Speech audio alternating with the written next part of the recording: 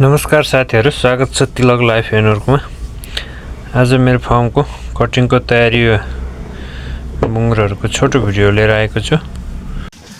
Video सुरु गर्नुभन्दा पहिला हजुरहरुले मेरो च्यानललाई सब्स्क्राइब गर्नुभएको छैन भने च्यानललाई सब्स्क्राइब गरी सहयोग गरिदिनु होला, ताकि आगामी दिनहरुमा यस्तै भिडियोहरु लिएर आउने छु। ल भिडियो सुरु गरौँ है त। आज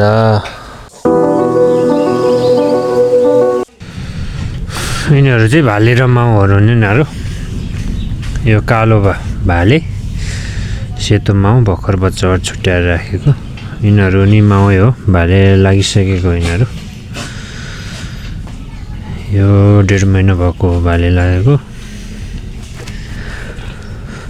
कटिङको चाहिँ यता कटिङको यो लडमा 24 वटा छ।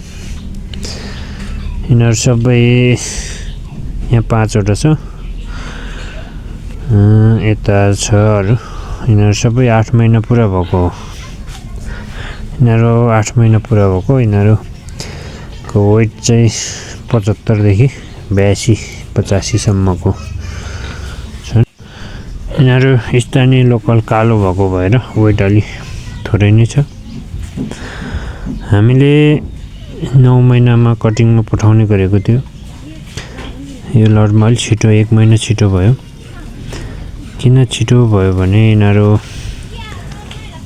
छिटो खोर खाली गर्नुपर्ने भएको भएर यता छुट्याउने पाठाहरु एकदमै धेरै भएको भएर अलि छिटो कटिङमा पठाएको र खोरहरु नि एकदम रिपेयरिङ गर्नु छ।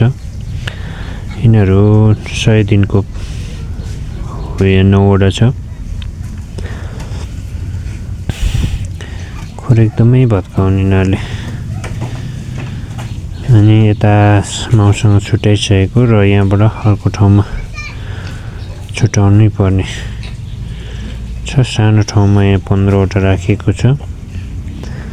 त्यही भएर यिनीहरुलाई एकदम छिटो उता सार्नु पर्ने भएको भएर अनि यिनीहरु 60 दिनको हो। यिनीहरुको एकदमै भत्काउने यिनीहरुले खोर। त्यही भएर यता छ अझै माउसँगै छुट्याउनु पर्नेहरु। यहाँ 2टा माउको गरेर होला 20-22 वटा यस्तै छ। अब एउटा यहाँ माउ, सेतो माउ ब्याउन रेडी भइसकेको छ। आजलाई यति नै। हजुरहरुलाई भिडियो कस्तो लाग्यो? भिडियोलाई लाइक, कमेन्ट र च्यानललाई सब्स्क्राइब गरिदिनु होला। अर्को भिडियोमा भेटौँला। Bye bye. जय किसान।